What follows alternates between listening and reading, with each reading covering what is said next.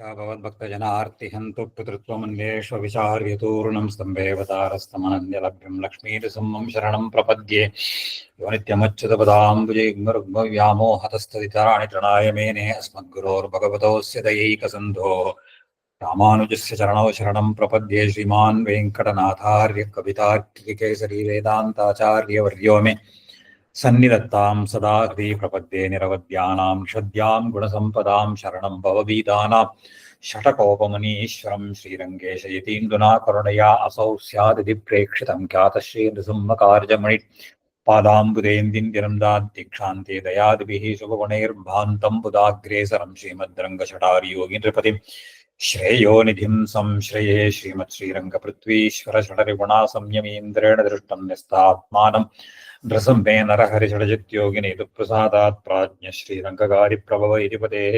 प्राप्तलक्ष्मीनृसिंहास्थानं सेवे यतीन्द्रं सकलगुणनिधिं वीररघ्वीच्यकार्यं श्रीरङ्गनाथषडकोपयतीन्द्रदृष्टं लक्ष्मीनृसिंहषडजित्करुणैकपात्रं श्रीरङ्गवीररघुराट्षडकोपकृत्यं वेदान्तदेशिकयतीन्द्रमहं प्रपद्ये श्रीमद्रङ्गशटारिसंयमिवराल्लब्धागमान् तद्वयम् श्रीमद्वीररघुद्वहाद्यषडजित्पादारविन्दाश्रयं श्रीमद्वेदपदं सदेशिकेतेः कारुण्यवीक्षास्पदं सेवे रङ्गधुरेण शासनवशं नारायणं योगिनं वेदान्तदेशिकयतीन्द्रकटाक्षलब्ध त्रय्यन्तसारमनवद्यगुणं बुधाग्र्यं नारायणाद्यै दुर्विकृपाभिषिक्तं श्रीरङ्गनाथयतिशेखरमाश्रयामः श्रीमद्रङ्गशटारियोगिन्यस्तात्मरक्षापरं श्रीमद्वीररघुद्वहादिलब्धागमान् तद्वयं वीर्ष्याडम्ब विवर्जितं शुभगुणैर्भान्तं महद्वंशजं वन्दे यत्सवभूषणं बुधवरं कृष्णमार्यं सदा तत्त्वेनैश्चितजितेश्वर भोगापवर्गतदुपाय गतिरुदारः सन्दर्शयन्निरमिमीतपरापुराणरत्नं तस्मै नमो मुनिवराय पराशराय नारायणं नमस्कृत्य नरं चैव नरोत्तमं देवीं सरस्वतीं व्यासं ततो जयं उदीरयेत् श्रीकृष्णचित्तपदपङ्कजसङ्गमाय चैतो मम स्पृहयते किमतः परेण नो चेन्ममापि यतिशेखरभारतीनां भावः कथं भवितुमर्हति वाग्विदेयः विष्णुपुराणं 4வது அம்சம் 14வது அத்தியாயம் ஆரம்பிக்கிறோம். இதுல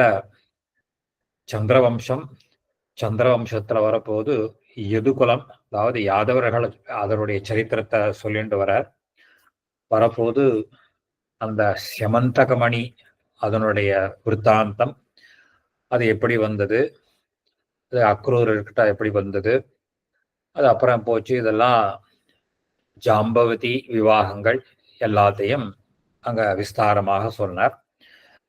இப்ப 14வது அத்தியாயத்தை தொடர்ந்து இந்த அனமித்ரனுடைய ஒரு விற்த்தாந்தத்தை சொல்றார். அனமித்ரஸ்ய புத்திரஹா சினிர்நாமா அபவது தஸ்யாபி சத்யகாத் சாத்யகி யுயுதானா அபரநாமா. அதுல சொல்றார், அனமித்ரன் அப்படிங்கிறவனுக்கு சினி அப்படின்ற ஒரு புத்திரன். சினியனுடைய புத்திரன் சத்யகன்னு பேரு. சத்யகனுடைய புத்திரன் சாத்தியகி. இந்த சாத்தியகிங்கிற பேரை நமக்கு ஸ்ரீ மகாபாரதத்துல கேள்விப்பட்டிருக்கோம். சாத்தியகி அவரை சொல்றச்சே வியாச பகவான் அங்க சொல்ற போது சாத்தியகிய லோகத்துல வில்லாளி அப்படின்னு சொன்னாக்க 3 பேரை சொல்றார். அர்ஜுனன், சாத்தியகி, ராமன். இந்த மாதிரி அவ்வளவு சிறந்த வில்லாளி, அந்த அவ்வளவு இதுவா இருக்க சூரன். சத்யகாத்து சாத்தியகி, அவருக்கு யுயுதானன் அப்படின்னு இன்னொரு பேர் வேற இருக்கு. தஸ்மாதபி சஞ்சயா தத்புத்திரஸ்ச குணேஹே யுகந்தரஹா. அவருடைய பிள்ளை சஞ்சயன், அவருடைய பிள்ளை குனியனுடைய புத்திரன் யுகந்தரன். இது ஏதே சைனேயாகா. இவாளுக்கெல்லாம் என்ன பேருன்னு கேட்டா சைனேயர்கள் அப்படின்னு பேருவாங்க. அனமித்ரஸ்ய அன்வயே விருஷ்ணிஹி தஸ்மாத் ஸ்வபல்கா தத் பிரபாவா கதித ஏவ. இந்த அனமித்ரனுடைய வம்சத்துலதான் ஸ்வபல்கன் அப்படின்றவன் தான் வந்த பிருஷ்ணியிலேருந்து ஸ்வபல்கன்னு பேர்.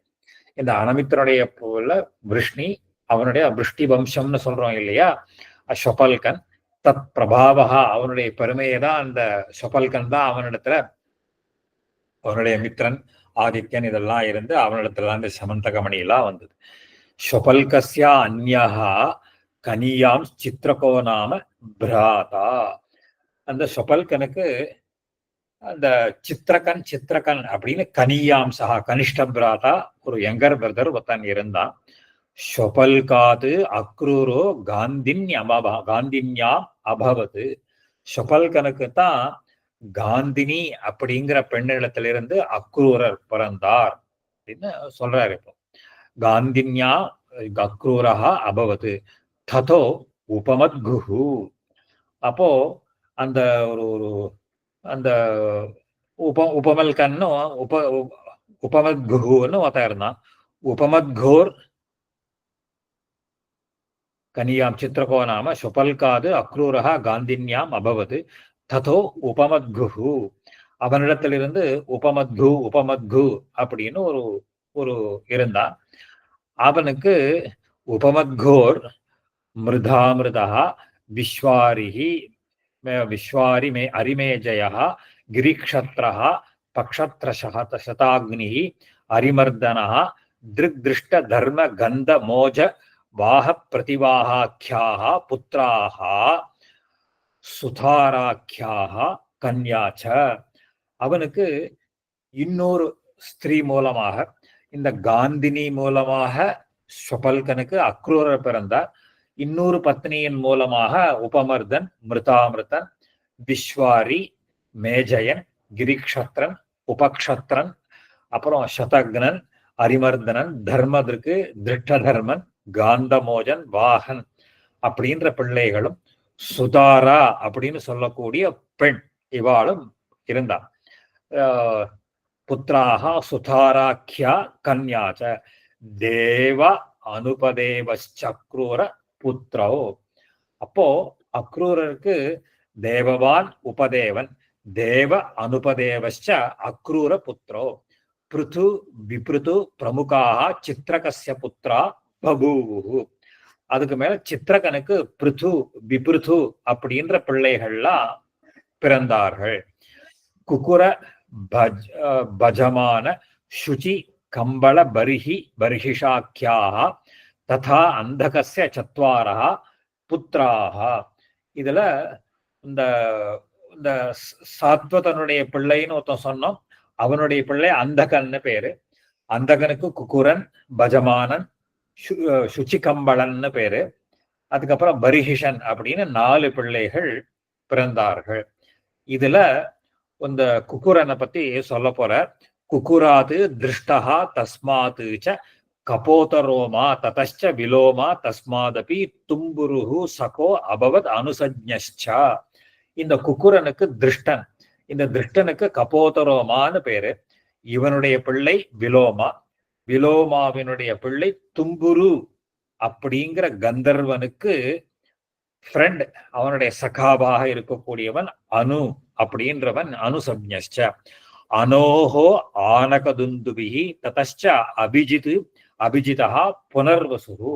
இந்த அனுவனுடைய பிள்ளை ஆனகதுந்துபின்னு பேர். ஆனகதுந்துபின்னா அது ஒரு வாத்திய விசேஷம். ஆனகதுந்துபி இந்த ஸ்ரீமத் பாகவதத்துல வரும். அது வசுதேவருக்கு பேர். ஆனகதுந்துபின்னு வசுதேவருக்கு பேரு. ஏன்னா தேவதைகள் இந்த வாத்தியங்களை எல்லாம் முழங்கினார்களாம் அவருக்காக, அதனால ஆனகதுந்துபின்னு பேரு. இந்த ஆனகதுந்துபிகி அதுக்கப்புறம் ததகா அபிஜித்துன்னு பேரு. அபிஜித்தினுடைய பிள்ளை புனர்வசு அப்படின்ற பெயர்கள்லாம் இருந்தார். அந்த புனர்வசுவுக்கு தஸ்யாபி ஆஹுகா புத்திரஹா ஆஹுகீச்ச கன்யா. அவனுக்கு ஆஹுகன் அப்படின்ற பித்திரனும் ஆஹுகி அப்படிங்கிற பெண்ணும் இருந்தார்கள். ஆஹுகஸ்ய தேவகோ உக்ரசேனோ தௌ புத்திரோ. இந்த ஆஹுகனுக்கு தேவகன் அப்படின்னும் உக்ரசேனன் அப்படின்னு 2 பிள்ளைகள். ஆஹுகனுக்கு தேவகன் உக்ரசேனன் 2 பிள்ளைகள். இதுல தேவகனுக்கு அந்த தேவவான் உபதேவா சகதேவோ தேவரக்ஷிதாச்ச தேவகஸ்ய சத்வாரஹா புத்திராக. தேவகனுக்கு 4 பிள்ளைகள். தேவவான், அனுபதேவன், சகதேவன், தேவரக்ஷிதா. தேஷாம் விருகதேவோ உபதேவா தேவரக்ஷிதா ஸ்ரீதேவா சாந்திதேவா சகதேவா தேவகீச்ச சப்த பகின்யா. இந்த இந்த நாலு பேருக்கும் ஒரு ஒரு 7 தங்கைகள் இருந்தாளாம்.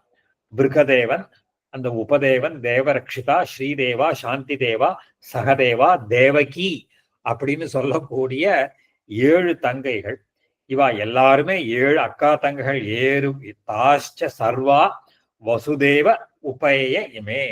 7 பேருமே வசுதேவரை கல்யாணம் பண்ணிட்டான். நாம பார்க்க போறோம், தேவகிக்கும் வசுதேவருக்கும் பிறக்கிற போறவர் தான் பகவான் கிருஷ்ணர். இந்த 7 தங்கைகள், அதாவது கிருஷ்ணனுக்கு 7 பெரியம்மா இல்லையோ சக்திகள், பெரியம்மா இருந்தான்னு தெரியுது. அந்த விருக்கதேவ, அந்த வசுதேவன் தெரியுது. உக்ரசேனஸ்யாபி, அந்த உக்ரசேனனுக்கு கம்சன், ன்யக்ரோதன், சுனாமா, ஆனகாஹ்வன், சங்கு, சுபூமி, ராஷ்டிரபாலன், யுத்ததுஷ்டி, சதுஷ்டிமான் அப்படிங்கிற பிள்ளைகளும், கம்சா, கம்சவதி, சுதனு, ராஷ்டிரபாலிகா அப்படிங்கிற பிள்ளைகள். இந்த பிள்ளைகள்லாம் இருந்தா. அவனுக்கு உக்ரசேனனுடைய பிள்ளை கம்சன். கம்சனோட கூட இருக்கிறவாள்லாம் என்னங்க, நெக்ரோதன், சுனாமா, ஆனகாஹ்வன், சங்கு, சுபூமி, ராஷ்டிரபாலன், யுத்த துஷ்டி, சதுஷ்டிமான் அப்படின்னு 8 சகோதரர்கள். அதுக்கப்புறம் கம்சா, கம்சவதி, சுதனு, ராஷ்டிரபாலிகா அப்படிங்கிற பெண்கள். இந்த கன்னிகைகள் எல்லாருமே பபூவு. அதெல்லாம் தனுஜா கன்யாகா, தனுஜா கன்யாகான்னு அந்த அவனுக்கு கம்சனுக்கு கூட, அதாவது கசின்ஸ் எல்லாருமே. இந்த வரப்போது எப்படி வருவான்னு கேட்டா, இன் சம்வே ஆரதர், ஒருத்தருக்கு ஒருத்தர் அவ ரிலேஷன், ஒரு கசின் சிஸ்டர் அந்த மாதிரி எல்லாம் வருவா. திதூராத் சூரஹா, அதுக்கப்புறம் கன்யாகா.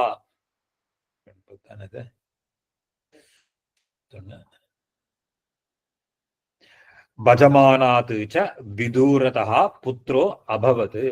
பஜமானனுக்கு விதூரதன் அப்படிங்கிற ஒருத்தன் பிள்ளை இருந்தான். இவனுடைய பிள்ளை விதூராது சூரஹா, சூராது ஷமி, ஷமினஹா பிரதிக்ஷத்ரஹா, தஸ்மாது ஸ்வயம்போஜா, ததச்ச ஹிருதிகா. இதெல்லாம் இந்த வம்சங்களை எல்லாம் சொல்லிட்டு வர.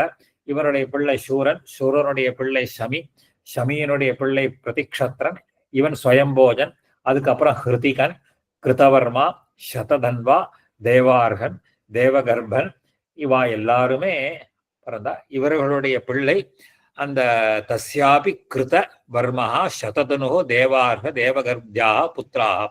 தேவகர்ப்பஸ்யாபி சூரஹா, தேவகர்ப்பனுக்கு சூரசேனன் அப்படின்ற. சூரசேனனுக்கு சூரஸ்யாபி மாரிஷா நாம பத்னி அபவத். சூரசேனனுக்கு மாரிஷா அப்படிங்கிற பத்னி, அவனுடைய பத்னி இருந்தா. அந்த அவளுக்கு தான் அந்த வசுதேவஸ்ய ஜாதமாத்திர பத்னி. தஸ்யாம்ச அசோ தசபுத்திரான் அஜனயது வசுதேவ பூர்வான். அவளுக்கு தான் அந்த மாரிஷாவுக்கும் சூரனுக்கும் 10 பிள்ளைகள் பிறந்தா. அதுல 10வது பிள்ளை தான் வசுதேவர். அதுல 10வது பிள்ளை வசுதேவர். இந்த வசுதேவர் தான் 7 கன்னிகைகளும் கல்யாணம் பண்ணிண்டா அப்படின்னு பேர். இப்போ வசுதேவர் பிறந்த உடனேயே வருவான். வசுதேவஸ்ய ஜாதமாத்திரஸ்யைவ தத்கிருஹே பகவான் பகவாத் அம்சாவதாரம் அவ்யாஹத திருஷ்டியா பஷ்யத்பிஹி தேவைஹி திவ்ய ஆனக துந்துபயோ வாதிதாகா. இதுதான் இங்க சொல்ற இருப்போம். இப்போ வசுதேவர் பிறந்த மாத்திரத்திலேயே தேவதைகளுக்கு அவளுடைய ஞான திருஷ்டியினால தெரிஞ்சுட்டா. அது சொல்றச்சே பகவாத் அம்சாவதாரம் அவ்யாஹத திருஷ்டியா அப்படின்னு அங்க போற. அவ்யாஹத திருஷ்டின்னா என்னன்னு கேட்டா ஞான திருஷ்டின்னு அர்த்தம். அவளுக்கு இந்த ஞான திருஷ்டியினால தேவதைகள் தெரிஞ்சுட்டா, இந்த வசுதேவர் இடத்துலதான் பகவானுடைய அம்சாவதாரம் ஏற்பட போறது அப்படின்னு தெரிஞ்சுட்டு, வசுதேவர் பிறந்த உடனேயே அந்த தேவதைகள்லாம் என்ன பண்ணாலா, ஆனகம் துந்துபி அப்படிங்கிற வாத்தியம், இந்த எக்காலம்னு எல்லாம் சொல்லுவா, அந்த இதெல்லாம் வச்சுட்டு எக்காலம் மோதுறதுன்னு சொல்லுவா, ஆனந்தமா சொல்றதுக்கு. அந்த ஆனகம் துந்துபி அப்படிங்கிற வாதங்களை, அந்த வாத்தியங்களை எல்லாம் தேவைகி திவ்ய ஆனக துந்துபயோ வாதிதாக, அதை வாசித்தான். ததச்ச அசோ ஆனக துந்துபிகி சஜ்ஞாம் அவாப.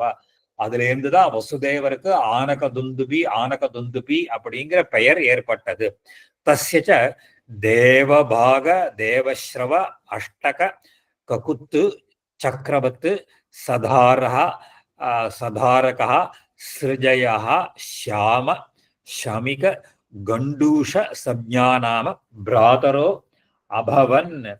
அப்போ இந்த வசுதேவருக்கு தான் அந்த பிராதாக்கள்னு முன்னாடி சொன்னோம் இல்லையோ, அவா பேர்கள்லாம் என்ன அப்படின்னு கேட்டா தேவவாகன், தேவஸ்ரவன், அஷ்டகன், ககுஸ்ரவன், வத்சதாரகன், சிருஞ்சயன், ஷாமன், ஷமிகன், கண்டூஷன் ஆக 9 பேர். கிருஷ்ணருக்கு 9 பெரியப்பா, 7 பெரியம்மா, அவ எல்லாரும் இருந்தா வம்சம். அதாவது கிருஷ்ணருடைய ஃபேமிலிங்கிறது ரொம்ப பெரிய ஃபேமிலியாக இருந்தது, சகோதரர்கள்லாம் இருந்தா. இந்த வசுதேவருக்கு பிருதா, ஸ்ருததேவா, ஸ்ருதகீர்த்தி, ஸ்ருதஸ்ரவா, ராஜாதி தேவீச்ச வசுதேவாதீனாம் பஞ்ச பகின்யா அபவன். அவளுக்கு 5 சகோதரிகள்லாம் இருந்தா. பஞ்ச பகின்யாக அபவன். இந்த 5 சகோதரிகள் இவா வசுதேவருக்கு இருந்தா அப்படின்னு பாரு. இதுலதான் இந்த குந்தின்னு இருக்காளோ இல்லையோ, ஸ்ருதா, அந்த ஸ்ருதி குந்தி போஜன் ஒருத்தன் வரப்போறான். அதனால அந்த குந்தி இவனுக்கு அத்தை உறவு ஆகணும், கிருஷ்ணனுக்கு அத்தை உறவு ஆகுறது. அதனாலதான் இவ 2 பேரும், கிருஷ்ணரோ இவாள்லாம் என்ன ஆக போறான்னு கேட்டா அத்தா அம்மாஞ்சி அந்த உறவு வேற அவளுக்கு சேர்றது. இப்போ இதுல பிருத்து, ஸ்ருததேவா, ஸ்ருதகீர்த்தி, பிருத்து தான் அவளுடைய இதுல போறது. ஸ்ருதஸ்ரவா ராஜாதி தேவி ச பகின் சூரஸ்ய குந்திர் நாம சகா அபவது. இப்போ இந்த சூரசேனன், இந்த சூரனுக்கு அந்த குந்தி போஜன் அப்படின்னு ஒரு ரொம்ப நெருங்கின நண்பன். அவனுக்கு குந்தி போஜன் ஒரு நெருங்கின நண்பன் இருந்தான். அவனுக்கு தஸ்மைச்ச அபுத்ராய பிருதாம் ஆத்மஜாம் விதினா சூரோ தத்தவான். அவன் என்ன பண்ணா, அவனுக்கு குழந்தையே இல்லாததுனால தந்த சூரசேனன் தன்னுடைய பொன் பிருத்துன்னு இருக்காளோ இல்லையோ, பிருத்துவை அவளுக்கு புத்திரியாக அவனுக்கு இந்த குழந்தையை நீ வச்சுக்கோ அப்படின்னு சொல்லி அவளுக்கு கொடுத்தான். தத்தவான் தாம்ச பாண்டுருவாக. அந்த அவளுக்கு தான் அந்த பாண்டுவ கல்யாணம் பண்ணிட்டான். அந்த குந்தி போஜன் இந்த பொண்ணை அந்த ஒரு பிருத்துன்னு சொல்லக்கூடிய இருக்காளோ இல்லையோ, அவதான் அந்த அந்த குந்தி போஜன் குந்தியா இருக்கா. பாண்டுவுக்கு கல்யாணம் பண்ணி வச்சா. அவளுக்கு இந்த பாண்டுக்கு தான் அது எப்படி உண்டா, தஸ்யாம்ச தர்மா அனில இந்திரைஹி யுதிஷ்டிர பீமசேன அர்ஜுனாக்கியாக திரயா புத்திராக சமுத்பாதிதாக. அவளுக்கு இந்த பிருத்துன்னா அந்த குந்தி போஜனுடைய புத்திரி அப்படிங்கிறதுனால குந்தின்னு பேரு. பிருத்து அப்படிங்கிறது தான் அவளுடைய இயற்பெயர். அவளுக்கு தர்ம தேவதையின் மூலமாக, அது சொல்ற தர்ம அனில இந்திரைஹி, தர்ம தேவதையினாலேயும் வாயு தேவதையினாலேயும் இந்திரன் மூலமாகவும் யுதிஷ்டிரன், பீமசேனன், அர்ஜுனன் என்கிற 3 பிள்ளைகள் புத்திராக சமுத்பாதிதாக. பூர்வமேவ அனூடாயாச்ச பகவதா பாஸ்வதா கானீனா கர்ணோ நாம புத்திரோ அஜன்யதா. இவளுக்கு விவாகமாறத்துக்கு முன்பாகவே, பூர்வமேவ அப்படின்னு சொன்னா என்ன அர்த்தம்னு கேட்டா, விவாகாது அனூடான்னு போற. அனூடான்னா விவாகம் ஆகாதவள் அப்படின்னு, கல்யாணம் ஆகாதவள். அந்த கல்யாணம் ஆறத்துக்கு முன்னாடியே பூர்வமேவ அனூடாயாச்ச பகவதா பாஸ்வதா, பகவான் சூரியனிடத்திலிருந்து கர்ணோ நாம புத்திரோ அஜன்யதா. அவனுக்கு கர்ணன் என்கிற பெயரை உடைய பிள்ளை. அவனுக்கு கானீனன்னு பேர். கானீனன்னு சொன்னா என்ன அர்த்தம்னு கேட்டா, கல்யாணமாகாமல் ஒரு பொண்ணுக்கு குழந்தை பிறந்தா அந்த குழந்தைக்கு கானீனன்னு பேர். அதுக்குதான் டெக்னிக்கலா அந்த சாஸ்திரங்கள்ல எல்லாம் கானீன புத்திரன் அப்படின்னு சொல்லிட்டா, ஒரு விவாகம் ஆகாமல், அந்த விவாகம் ஆறதுக்கு முன்னாடி ஒருத்தன் பிறந்துட்டான்னா அவனுக்கு காணீனன் அப்படின்ற பெயர் தான் சாஸ்திரங்கள்ல சொல்றான். இதெல்லாம் தர்மசாஸ்திரத்துல இது சரியா தப்பா அப்படிங்கறதெல்லாம் பெரிய விசாரம். தர்மசாஸ்திரத்துல இது இது இது வந்து தர்மசாஸ்திரத்துக்கு உண்டான விஷயம். ஏன்னா இந்த விவாகம் ஆகாமல் ஒருத்தனுக்கு குழந்தை பிறக்கிறது இதெல்லாம் வந்துட்டா இது சரியா தப்பா, இது இருக்கா இல்லையான்னா, இது சரி தப்பு அப்படிங்கிற விஷயத்தை தவிர தர்மசாஸ்திரங்கள்ல இருக்கிற, அதாவது இந்த இது இன்சிடென்டலா, ஏன்னா இது இந்திய விஷ்ணு புராணத்துல இருக்கக்கூடிய விஷயம் இல்லை, இது இல்லைன்னாலும் இத தர்மசாஸ்திரங்களை இந்த மாதிரி ஒரு சொசைட்டில இருக்கிறத அவ எப்படி எக்ஸ்பிளைன் பண்றாங்கிறது தான் பார்க்கணும். ஒரு சமூகத்துல யாரெல்லாம் மனுஷர்கள்லாம் இருக்காளோ அவளையெல்லாம் சொல்றா. சாஸ்திரங்கள்ல சமூகத்துல வர்ணாசிரம தர்மம்னு அதுதான் விதிக்கிறது சாஸ்திரம். ஆனா வர்ணாசிரம தர்மத்தை மீறியும் அதுக்கு அந்த கட்டுக்குள்ள வரக்கூடியவர்களோ, அந்த வர்ணாசிரம தர்மத்தை மீறி நடக்கக்கூடியவர்கள் அது சொசைட்டில இருக்கு, சமூகத்துல இருக்கு. அப்படி இருக்கக்கூடியவாளையெல்லாம் அது எப்படி நாம அவளுக்கு லட்சணம் சொல்றது, இது எல்லாம் தர்மசாஸ்திரங்கள்ல நிறைய பேர் கேட்பான். இப்பெல்லாம் இந்த கிராமங்கள்ல எல்லாம் போனா தெரியும், இந்த வர்ணங்கள்லாம் இந்த கேட்டகரிஸ் பண்ற போது இந்த காயஸ்தன் அப்படின்னு சொல்லுவான். காயஸ்தன்னா யாரு என்ன, அவளுக்கெல்லாம் இந்த மாதிரி மிக்சட் ரேஸ்ன்னு சொல்றோம் இல்லையா, அவளுக்கெல்லாம் சில டெக்னிக்கல் பேரெல்லாம் கொடுத்துருக்கா சாஸ்திரங்கள். இந்த மாதிரிலாம் இருந்தா இருக்கு. அவளுடைய ஸ்டேட்டஸ் என்ன சொசைட்டில, இப்ப அவளையெல்லாம் நம்ம தள்ளி வைக்கிறதா இல்ல சமூகத்துல சேர்த்துக்கிறதா அப்படின்னா அவளுக்கு ஒரு ரோல் மாதிரி சொல்றா. தர்மசாஸ்திரக்காரா அவ எதையும் சொல்லாம இல்லை, ஆனா அதுக்கு எப்படி அந்த within the purview, within the rules and ரெகுலேஷன்ஸ்குள்ள அவளுக்கு எப்படி என்ன மாதிரி ஒரு சமூகத்துல என்ன ரோல் அப்படிங்கிறதெல்லாம் தர்மசாஸ்திரங்கள்ல சொல்லப்பட்ட விஷயம். அது தர்மசாஸ்திரங்கள்லாம் பெரியவாளை கேட்டு தெரிஞ்சுக்கணும். அது போட்டோம். இப்போ இந்த குந்திக்கு அனுடாயாஷ்ட விவாகம் ஆவதற்கு முன்பாகவே சூரியனுடைய இது இந்த மாதிரி குந்தி குழந்தை பிறந்துட்டான்னா அவளுக்கு இந்த மாதிரி ஒரு காமத்தினால பண்ணல. ஏன்னா மகாபாரதத்துல இதையெல்லாம் நம்ம பார்க்கிற போது அவளுக்கு ரிஷி உபதேசம் பண்ணார். துர்வாச மகர்ஷி இந்த மந்திரங்களை உபதேசம் பண்ணிட்டார். இந்த மந்திரங்களை விளையாட்டா அவ பரீட்சை பண்ண போக சூரியன் அவனுடைய அனுகிரகத்தினால அவளுக்கு குழந்தைய கொடுத்துட்டான். அந்த மந்திரத்தினுடைய சக்தியினால அவளுக்கு அது ஏற்பட்டது. அதனால இவளுக்கு ஐச்சிகமாக இவ இஷ்டப்பட்டு இந்த மாதிரி போனான்றது கிடையாது. அதனால அந்த மாதிரி பிறக்கக்கூடிய குழந்தைக்கு காணீனன்னு பேரு. கர்ணோ அபவத்து. அதுக்கு மேல அந்த புத்திரோ அஜன்யத தஸ்யாச்ச சபத்னி மாத்ரி நாம அபூது. இவளுடைய சபத்னின்னா சக்களத்தி சொல்றச்சு, அந்த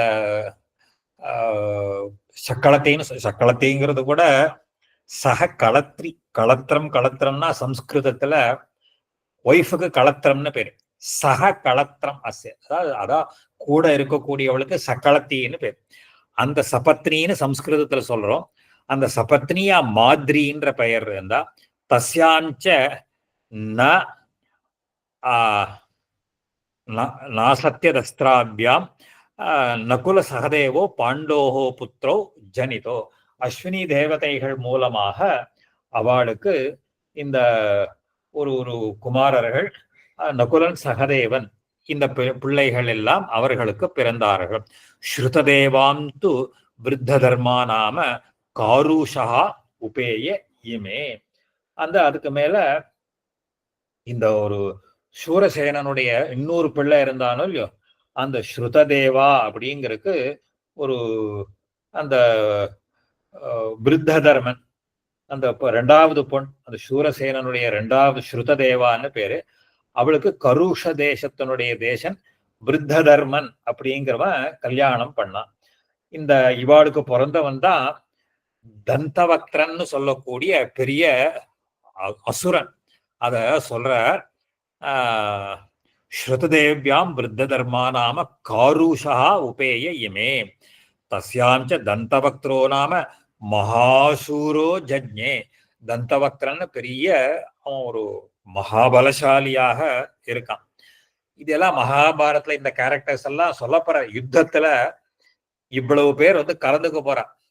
இந்த கௌரவர்களுக்கும் பாண்டவர்களுக்கும் பெரிய யுத்தம் வரப்போது. இந்த வம்சங்கள் இந்த பெயர்கள்லாம் இவ்வளவு பேர் சொல்றது எதுக்கு அப்படின்னா, இவ்வளவு பேரும் in one way or other ஒரு விதத்துல ஒருத்தருக்கு ஒருத்தர் சம்பந்தம், பங்காளியோ பந்துக்களோ யாரோ இவாள்லாம் தான் வர. அதனாலதான் அர்ஜுனன் யுத்தம் பண்றதுக்கு முன்னாடி இந்த இவ்வளவு பேர் இருக்காளே, எல்லாரும் என்னுடைய பந்துக்களா இருக்காளே, இவாளையெல்லாம் நாம் எப்படி யுத்தத்துல கொல்ல போறேன்னு அவன் பயப்படுறான்.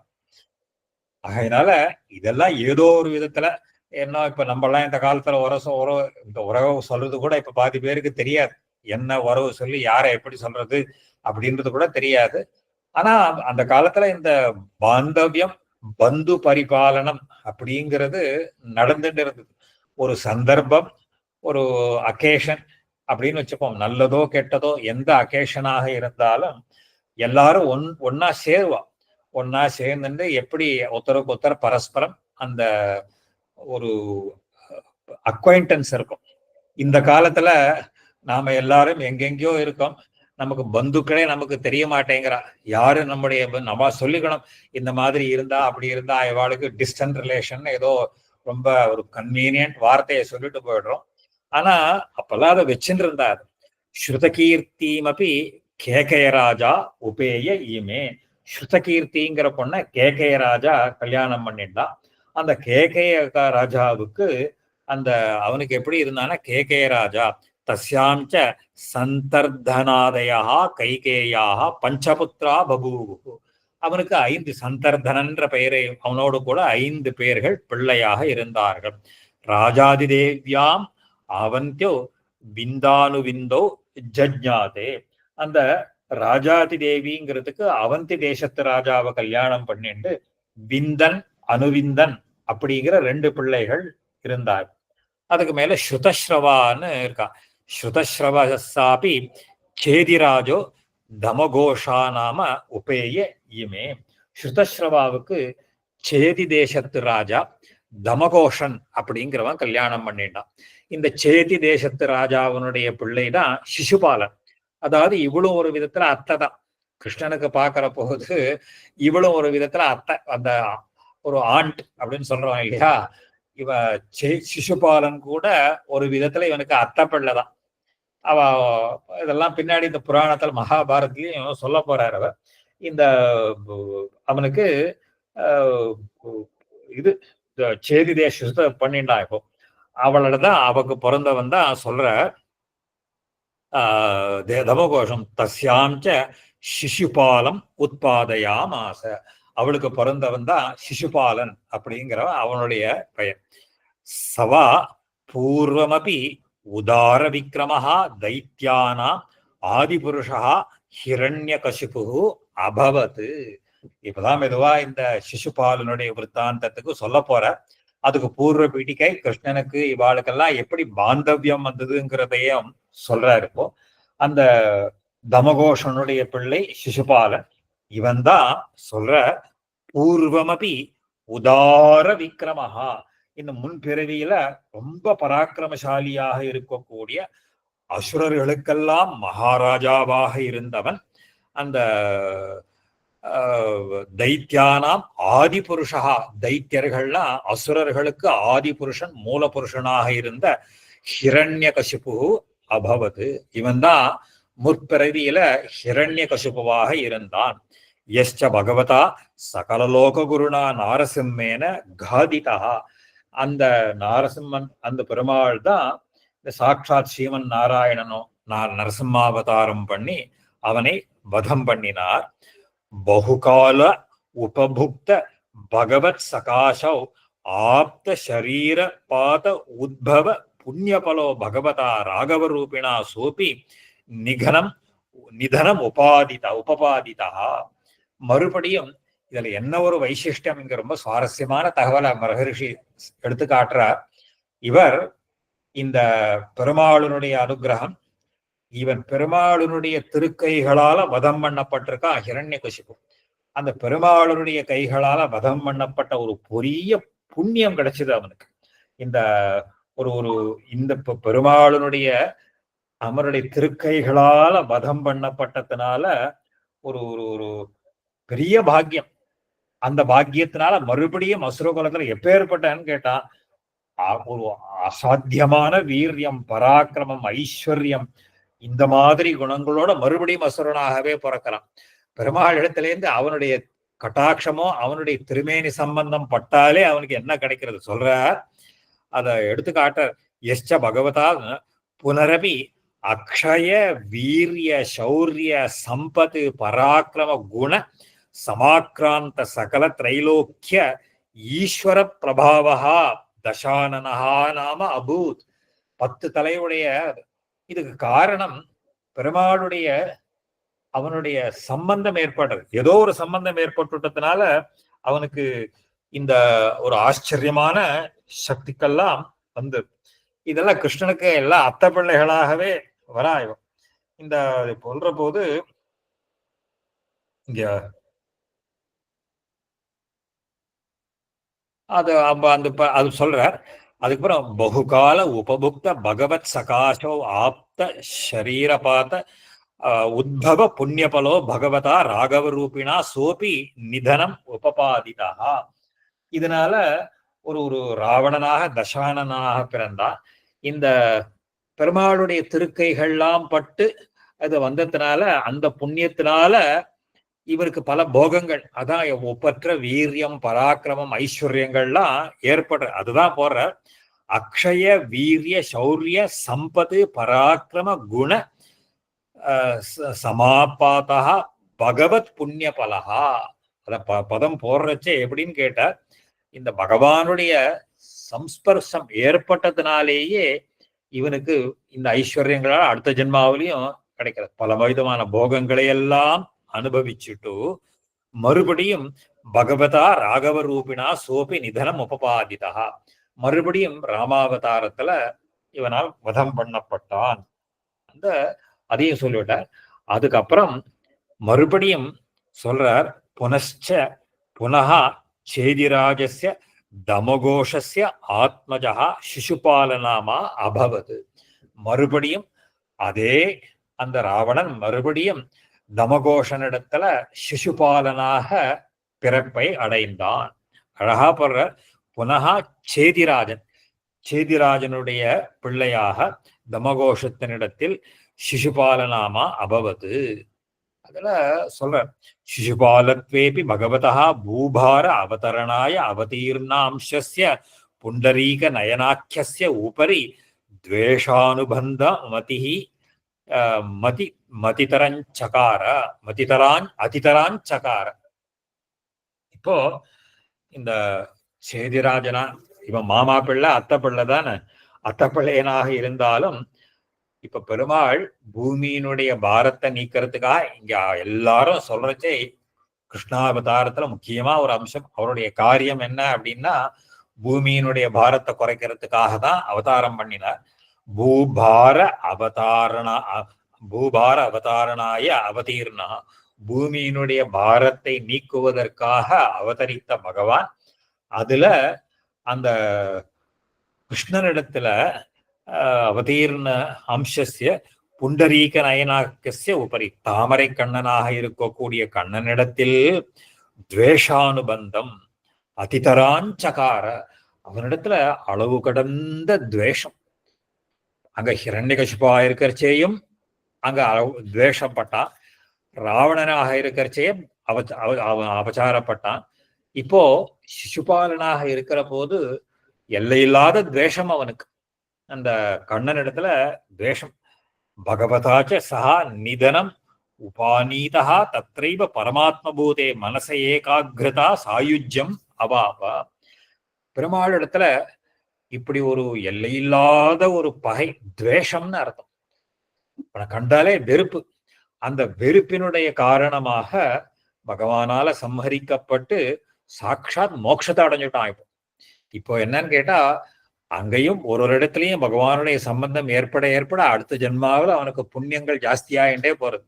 கடைசியில சிசுபாலனாக பிறக்கிற போது பகவானால சம்ஹரிக்கப்பட்டு அவனுக்கு சாட்சாத் சாயுஜ்யம், பகவானுடைய சாயுஜ்யத்தையே அடைந்தான். சாயுஜ்யம் அவாப.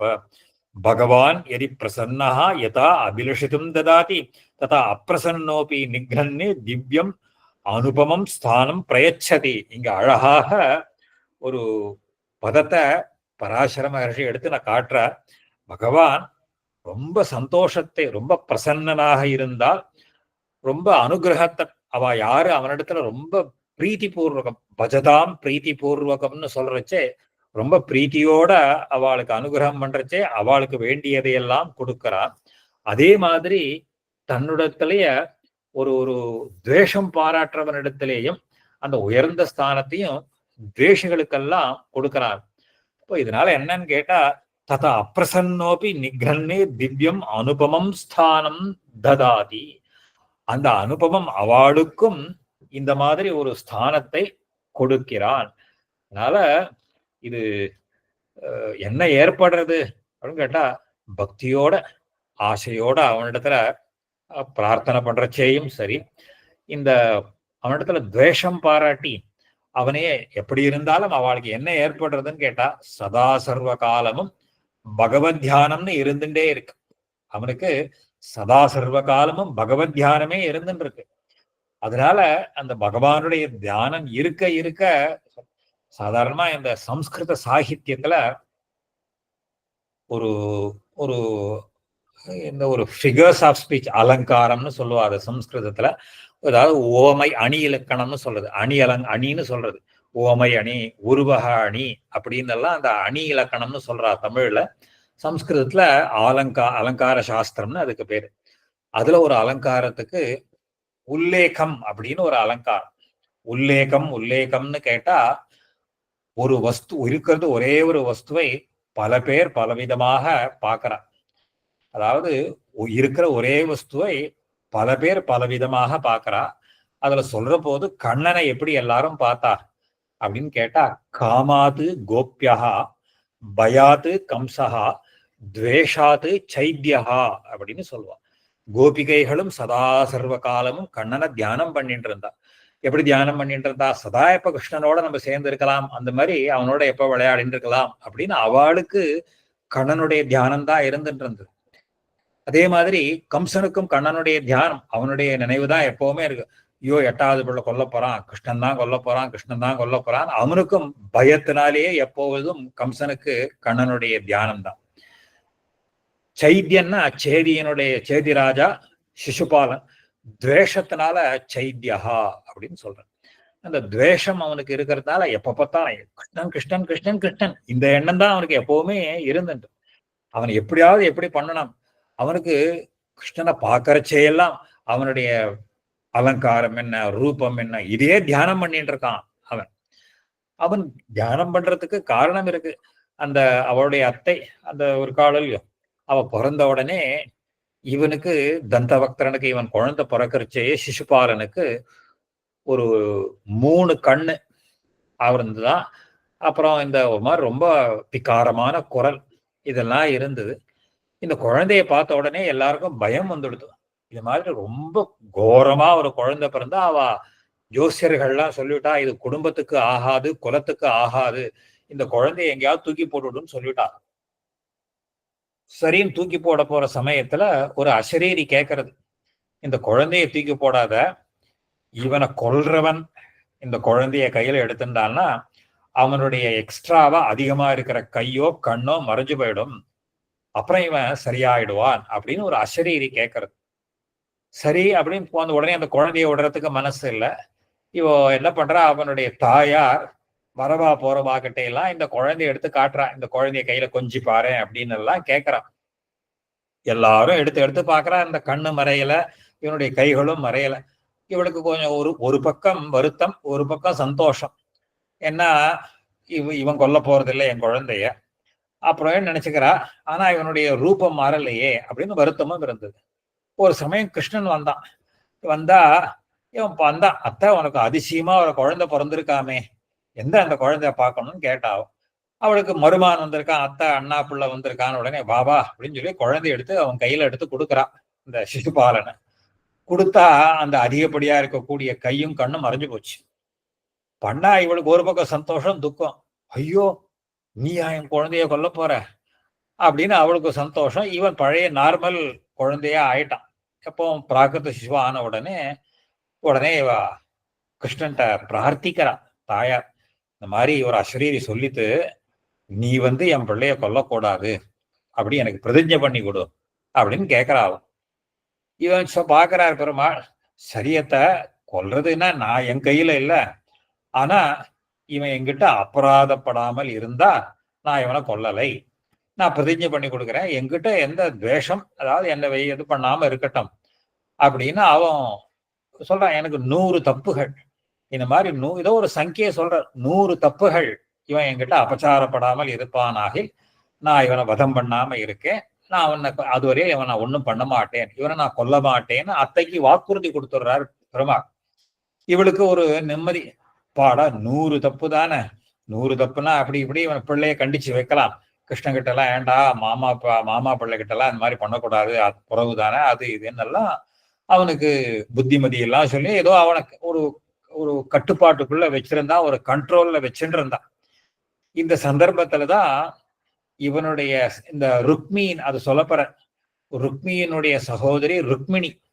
ருக்மிணி இதெல்லாம் ஸ்ரீமத் பாகவதத்துல வரக்கூடிய கதைகள். அத இது இன்சிடென்டெல்லாம் அதை சொல்லி வைக்கிறேன். அத ருக்மி என்ன பண்றா, அவன் சிசுபாலனுக்கு ரொம்ப ஸ்நேகிதன், ரொம்ப இவன் ஒரு மாதிரி அசத்து இருந்தாலும் சிசுபாலனுக்கு ரொம்ப ஸ்நேகிதன். இவன் அப்பா கிட்ட எல்லாம் மதிப்பில்லை. இவன் என்ன பண்றான், தன்னுடைய தங்கை ருக்மிணி ரொம்ப அழகா இருப்பா, அவ தாயாருடைய அம்சமாக அவதாரம் பண்ணினவள். இவளை சிசுபாலனுக்கு கல்யாணம் பண்ணி கொடுத்துடணும் அப்படின்னு இவன் தீர்மானம் பண்ணா. இவன் அப்பா கிட்ட எல்லாம் சரி, அப்பா என் ஃப்ரெண்டு ரொம்ப பெரிய மகாராஜா அவன் அப்படிலாம் சொல்லி அவனை சம்மதிக்க வச்சு கல்யாணத்துக்கு நாளெல்லாம் குறிச்சுன்னுட்டான். இந்த கல்யாணத்துக்கு நாளெல்லாம் குறிச்சு இதெல்லாம் பண்ணிட்டு போறச்சு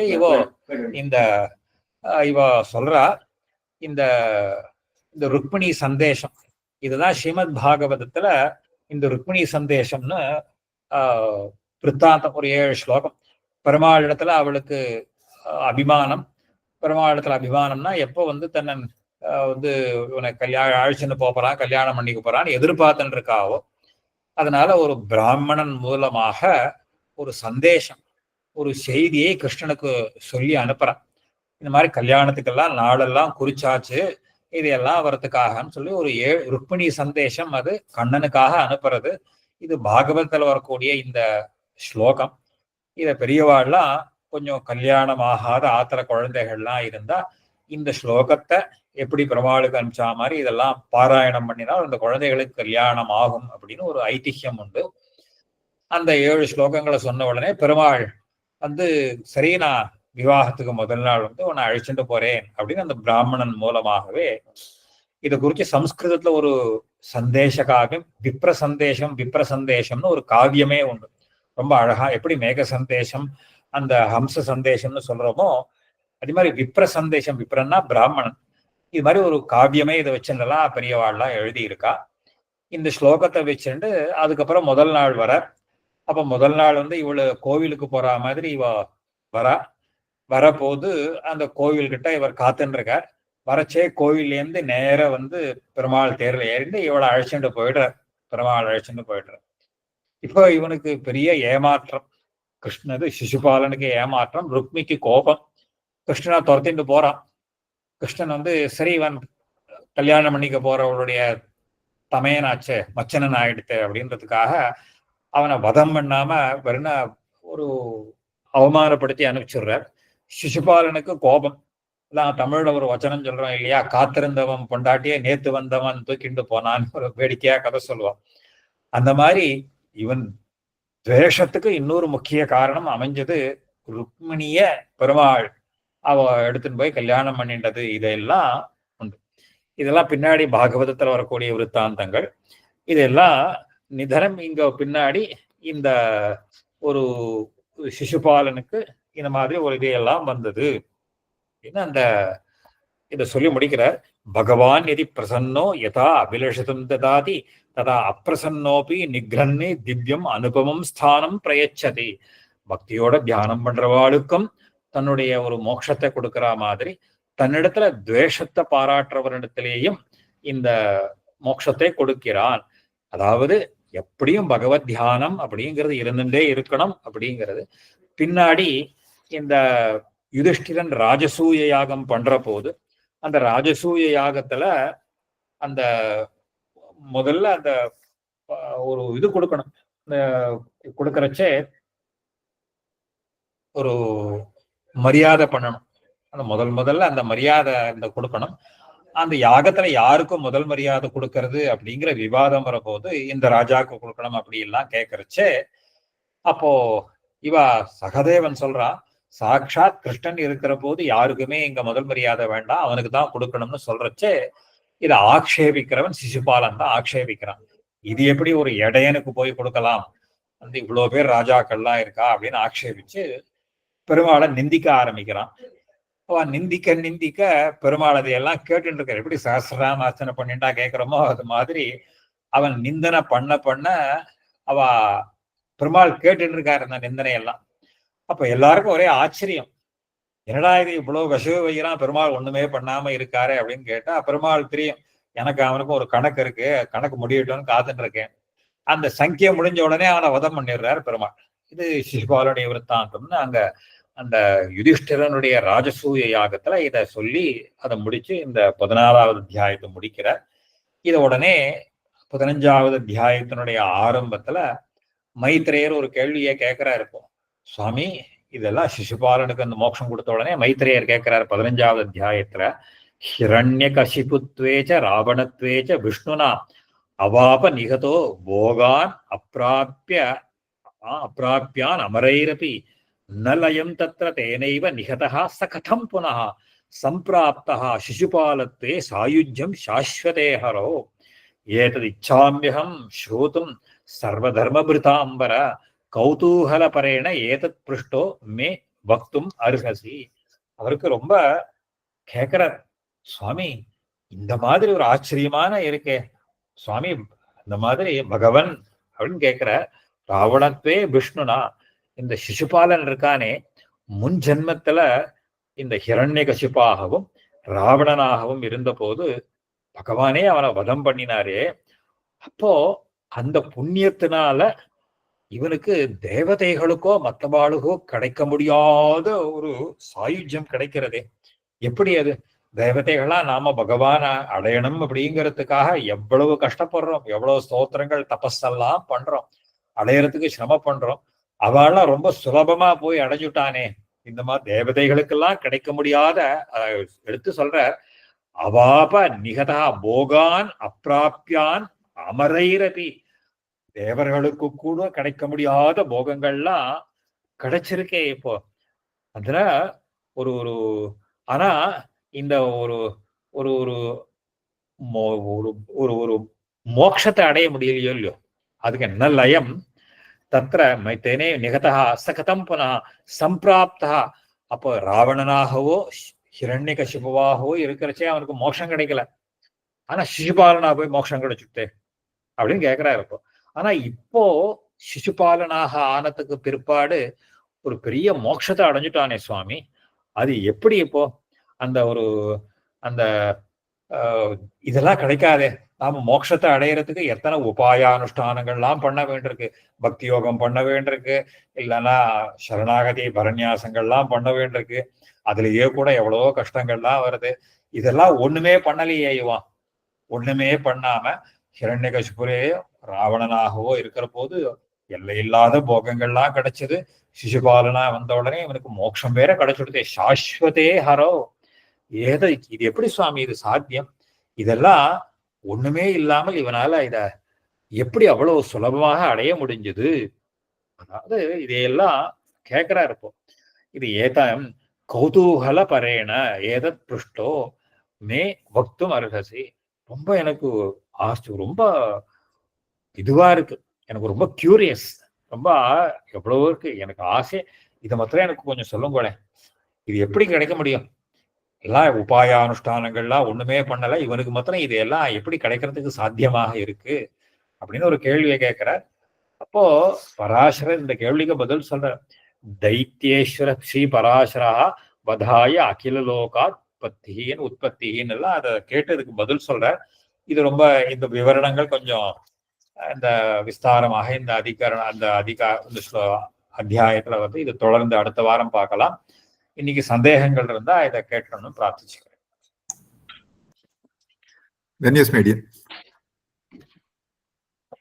அன்மியூட் பண்ணிட்டு சந்தேகங்கள் கேட்கணும்னு பிரார்த்திச்சுக்கிறேன்.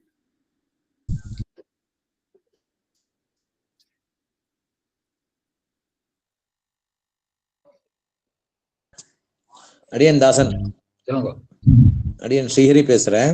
இது வந்து இதுக்கு சம்பந்தப்பட்டது இல்ல. ஆக்சுவலி இது வந்து ஷஷ்டி பண்றா இல்லையா தை மாசத்துல,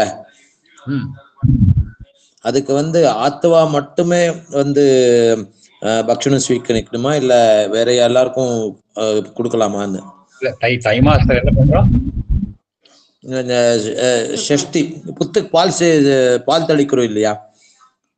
இது வந்து சாஸ்திர விகிதமான கர்மா. இது வந்து காமிய கர்மா. இது வந்து காமிய கர்மா. அதனால இதை நீங்க சேவிக்கிறதுனா இதை யார் வேணா ஸ்வீகரிச்சுக்கலாம்.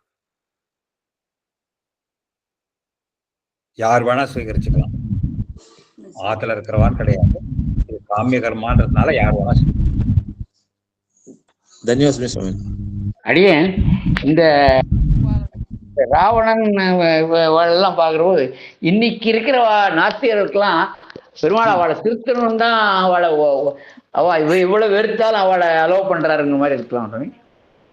வேலிட் கொஸ்டின் இது வேலிட் கொஸ்டினாக இருந்தாலும் அங்க அசுரர்கள் அவள்லாம் இருந்தாலும் அதுக்கு ஜன்மாந்தர கதைகள்லாம் உண்டு. அவள்லாம் ஆர்டினரி ஹியூமன், ஆர்டினரி பீயிங்ஸா இல்ல. அதாவது ஹிரண்யகசிபாவோ ராவணனோ இல்ல சிசுபாலனோ ஏதோ ஒரு சாபத்தினால வந்தவாவ.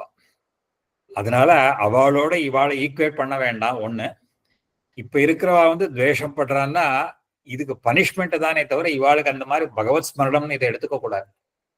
இது பகவத் ஸ்மரணம்ங்கிறது அவளுக்கு பகவத் ஸ்மரணம்ங்கிறது வேற விதமா இருந்தது.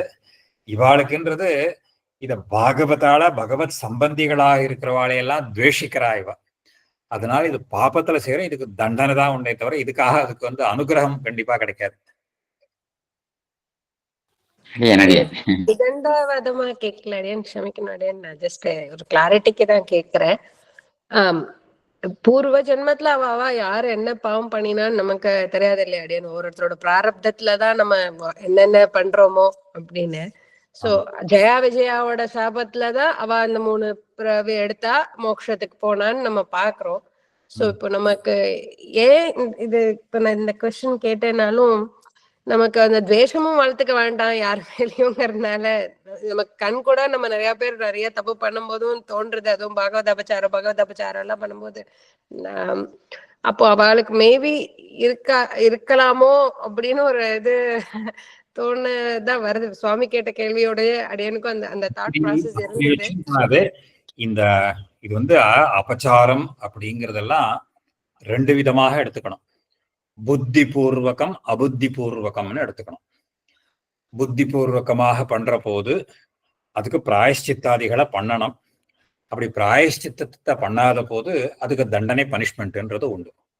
அங்க ஜெய விஜயாளுக்கு வரைச்சே புத்தி பூர்வகமாக அந்த இது பண்ணதுனால தண்டனை வருது.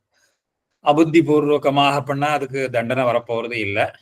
அதுக்கு பிராயஷ்சித்தங்கள்லாம் பண்றது இது சம்பிரதாயங்கள்ல வரும். இதுதான் ஸ்ரீமத் ரகசிய சாரத்துலாம் அபராத பரிகாராதிகாரத்துல சொல்ற போது அந்த மாதிரி விஷயத்தை எடுத்துட்டு அந்த பிராயஷ்சித்தங்கள் பண்ணணும். இல்லைன்னா அதுக்கு தண்டனைகள் உண்டு. அந்த புத்தி பூர்வகம் அபுத்தி பூர்வகம்னு இதை பிரிச்சுட்டு பார்க்கணும். இன்னும் ஒரே ஒரு கேள்வி கேட்டுக்கலாம் அடியன். அந்த தர்மசாஸ்திரத்துக்கு ஸ்ரீகோஷம்னு இப்போ ஏதாவது ஒரு மோஸ்ட் பிரிஸ்கிரைப்டா இருக்கா அடியன்? நம்ம ஒரு நித்திய படிக்கு ஒரு பார்த்து தெரிஞ்சுக்கணும்னா நம்ம ஸ்ரீமடத்தை ஒட்டின அது இருக்கு. அதுக்கு வந்து நமக்கு வந்து இந்த பொதுவா இந்த நிர்ணய சிந்து அப்படின்னு தோழப்பருடைய கிரந்தமாக நிர்ணய சிந்து அதில் நிறைய விஷயங்கள் சொல்றார். இது ஆச்சாரத்தை பொறுத்த விஷயங்கள். இந்த தர்மம்ங்கிறது சாமானிய தர்மம், விசேஷ தர்மம், இந்த மாதிரி பல வகையாக இருக்கும். அது பொதுவான தர்மங்களும் இருக்கும். இது எல்லாம், அதாவது தர்மசாஸ்திரம்ங்கிறது அது ஒரு பெரிய சமுத்திரம். அது தர்ம ரிஷிகள்லாம் அது ஒரு பெரிய சமுத்திரம். அது நிறைய தர்மசாஸ்திரங்கள்லாம் இருக்கு. அதையெல்லாம் ஒத்தொத்தர் சுருக்கி அதை ஒரு சங்கிரகமாக கம்பண்டியமாக இதையெல்லாம் அவளுடைய சம்பிரதாயத்தை அனுசரிச்சு அந்த சம்பிரதாயத்துக்கு அனுகுணமாக என்னென்ன முக்கியமான தர்மங்களோ அதையெல்லாம் நாம வச்சுட்டு இருக்கோம். அது நமக்கு ரொம்ப டீட்டெயிலா தெரிஞ்சுக்கணும்னா நிர்ணய சிந்து இதெல்லாம் ஆச்சார விஷயங்கள்லாம் வரும். இன்னும் சுருக்கி சுருக்கி சொல்ற போதெல்லாம் இப்போ அந்த தச நிர்ணயி அதெல்லாம் வரும், ஆச்சாரத்தை பத்தி வரும். இல்லைன்னா பொதுவான தர்மங்கள்னு வரைச்சே நமக்கு ஆன்மீகாதிகள்ல தான் முக்கியமா வச்சுட்டு இருக்கோம், ஆன்மீக கிரந்தங்கள்.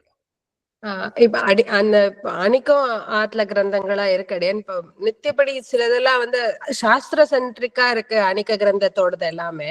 சம்பிரதாய விஷயமா இருக்கிறதுக்குன்னு ஏதாவது தர்மசாஸ்திரத்துல இருக்காடி? ஆன்மீகத்துல வர்றதுதான் சம்பிரதாயத்துல வருது, அவ்வளவுதான். அதாவது அது ஆன்மீகம்ங்கிறது ஒரு கலெக்ஷன் ஆஃப் அதர் இந்த சாஸ்திரங்கள் எல்லாத்தையும். அதெல்லாம் இந்த ஐஷங்கருடைய ஆன்மீகத்தை சேவிக்கிறச்சே தெரியும். நிறைய பிரமாணங்கள் எடுத்து காட்டியிருப்பார். அங்கங்க எதுக்காக ஒரு காரியத்தை பண்றச்சு, ஏன் இதை பண்ணணும், எப்படி வரணும்னு கேட்டா அதுக்கு பிரமாணங்கள் தர்மசாஸ்திரங்கள்லாம் எங்கெங்க இருந்து சொல்றதுங்கிறது எல்லாம் ஆன்மீகத்துல எடுத்து எங்கெங்கன்றதெல்லாம் எடுத்திருப்பார். அது எல்லாமே தர்மசாஸ்திர கிரந்தங்கள் தான். அடியன் அது இன்னொரு சொந்த என்ன, ராவணனும் திருந்தல, ஹிரண்யகசுவும் திருந்தல.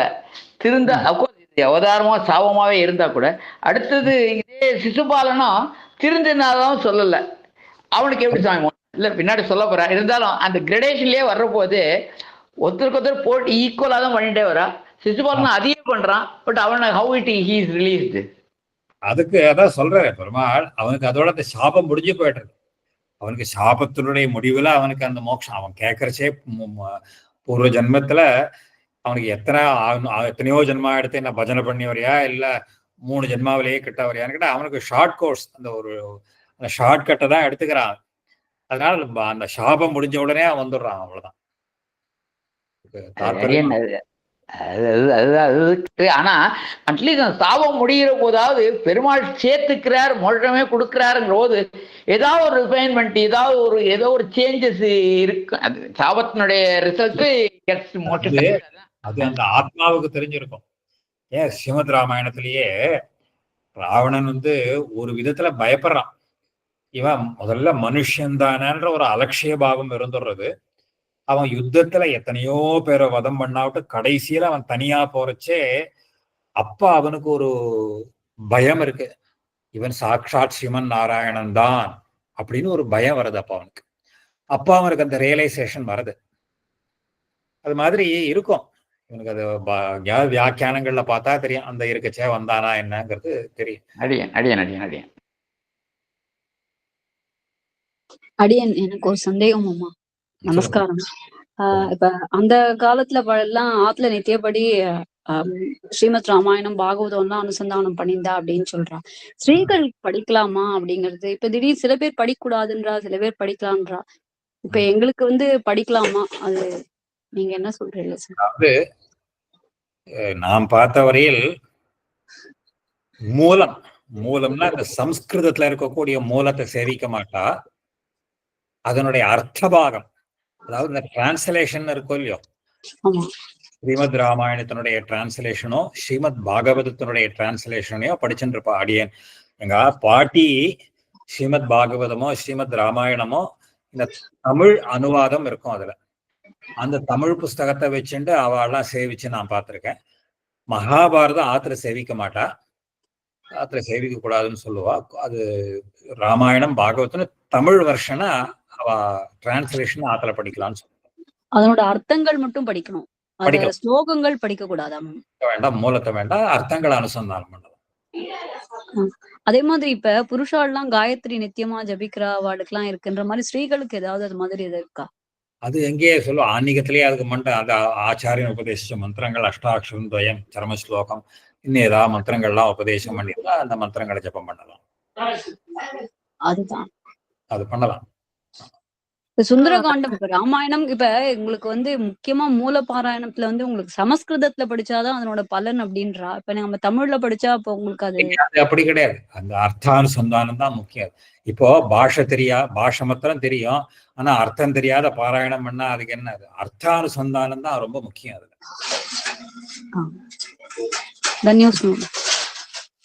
அடியே அந்த மாதிரி லேடிஸ் சுந்தரகாண்டம் படிக்கலாம், அதுவும் கூடாது. எப்போ இப்போ ஒண்ணு போடாது மாத்திரம் கூடாது. அர்த்தானுசந்தானம் பண்ணலாம். அடியன் அஷ்டாட்சரி இப்போ நமக்கு ஜபிக்கும் போது ஸ்ரீகள் நின்னுண்டு பண்ணணுமா உட்கார்ந்து பண்ணணுமா? அடியன் உட்கார்ந்து தான் பண்ணணும். உட்கார்ந்து